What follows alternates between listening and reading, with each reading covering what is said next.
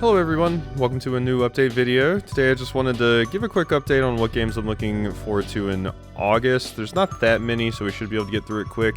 And I also wanted to give an update on a few other things. So, Xenoblade Chronicles 3 is going to be starting in a few days here, which is definitely going to be one of the games I'm going to be playing through August because it's incredibly long. So, you can go ahead and cross that one off the list. So next, we have the first Steam game of many. So, Lost in Play. This is a cool little, like, point-and-click adventure that seems really neat. I really like the art and everything. I haven't played a point-and-click in a bit, so I wanted to play another one, and plus, since I'm going to be playing Live Alive and Xenoblade at the same time, I wanted something a little bit different for the third slot for people that maybe aren't into JRPGs. So that's going to be Lost in Play. I think we'll probably play this one. It looks pretty interesting. Of course, you know, as always with these lists, some of these may be played, some of these may not.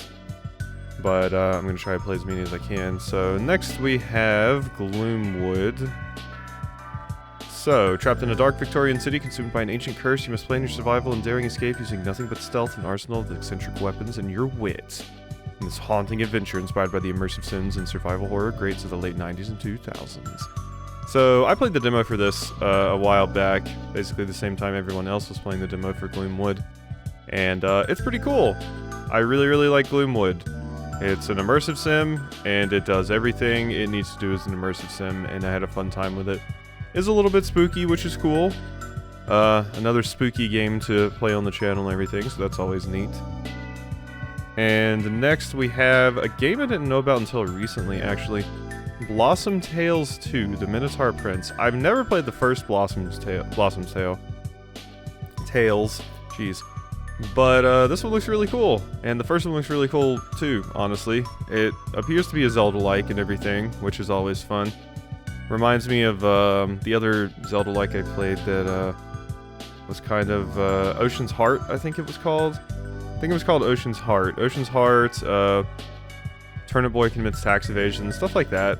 Definitely leans more into the Zelda, it seems, this one. So more Ocean's Heart, but it looks really cool. Might be playing that one. Depends on how much time I have.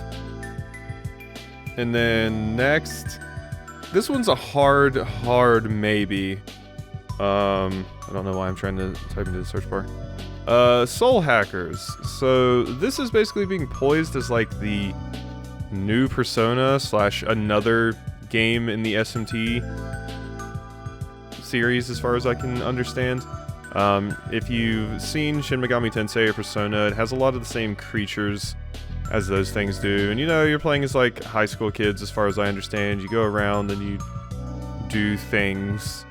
So yeah, see, there's I forgot what your name is, but there's the little creepy stars and everything. I forget what your name. Pazuzu. That's Pazuzu. Yeah. So yeah, we got all those familiar monsters and everything, and you run around cyberpunk Japan, which seems pretty cool. So I would like to try that, but since Xenoblade's going to be going on at the same time, I'm not sure if I'm going to have enough time, but we shall see. We shall see. And then next we have Tinykin. So I'm very interested in Tinykin. This is the one I played the demo for just a day or two ago, and it was fantastic. I had a really good time with it. Also seems like it would be a fairly short one, probably, given that we had to collect like a few different things, and you know, it doesn't seem like it'd be that long of a game, so I could probably squeeze it in. Seems very fun though, so I'm really interested in doing this one after my brief little time with it, so interested in that. Next we have the Teenage Mutant Ninja Turtles Cowabunga Collection. I have no idea how long it would take to get through this one. This is basically a collection of all the classic Teenage Mutant Ninja Turtle games. There's a lot of stuff coming out on like the 30th and 31st, so this is where I would have to like kind of pick and choose what I want to do.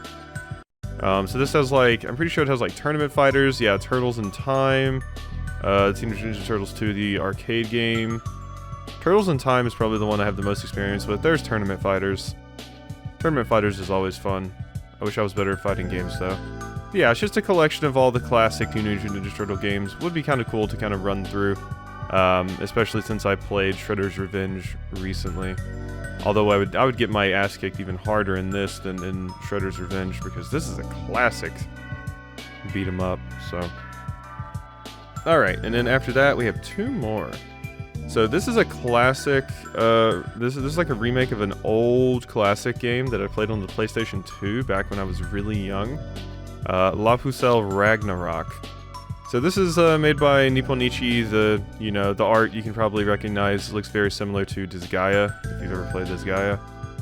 It's basically another one of those spin-off games in like that kind of art and play style, like Phantom Brave and things of that nature. Rhapsody. I think Rhapsody is also getting a re-release on Steam, but no one's ever heard of that, I'm sure. But the cool thing with this game is that you actually only recruit. You can't create your units, you only recruit them from the enemies you fight, as far as I remember.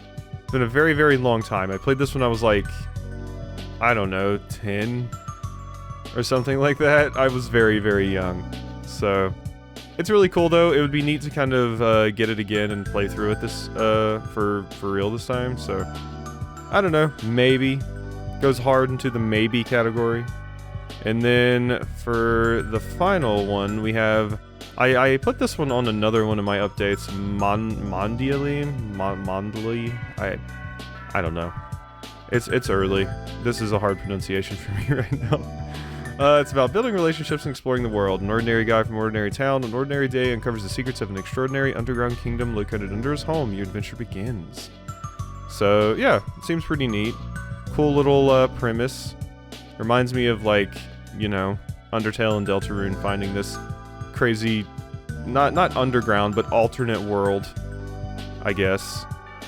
Yeah, look at all this beautiful art and everything. It seems cool. It doesn't seem like there's any combat. It seems like it's mostly just about building relationships with the people in the underground world, which seems like a pretty cool idea to me, so I'm excited about that.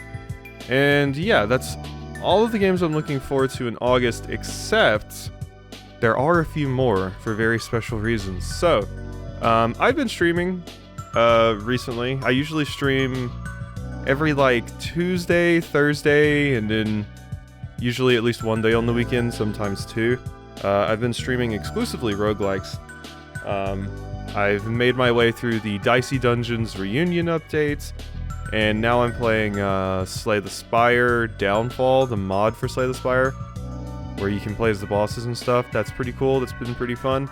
And there's a few games I'm looking forward to there. So, Curse to Golf, Backpack Hero, the little game that I played the demo for, Cult of the Lamb, and Orcs. All of those are things I'm looking at potentially streaming if you're into roguelikes. It just doesn't really work for LP purposes, but I do really, really love me some roguelikes. So yeah, you got like, I mean, I'm pretty sure this is like a roguelike. It doesn't say it here in the tags, but I thought it was. But so there's that, there's Orcs, there's just all kinds. I'm not sure which ones I'll play. I may even like play a little bit of all of them, but it seems pretty cool. I've also signed up for the beta of some roguelike. It's a platform fighter roguelike. I signed up for like the little beta for that, so I may give that a shot too. But if roguelikes are your thing and you're interested in any of the new roguelikes coming out, I do play a bunch of those on my Twitch on those days. I'll probably try to get a good schedule laid out sometime soon, but that's what I've been doing over there, and it's been going pretty well, I like to think. So I believe that's all I wanted to include in this update video. I think we went over everything I wanted to do. So a lot of JRPGs, and then a lot of other type of things to fill in the gaps. Luckily, a lot of the games I've listed here seem like they're pretty short, aside from Soul Hackers 2. So there's a high chance I would be able to play a good amount of these. So hopefully you saw something you were interested in, and I'll see you next time for something else.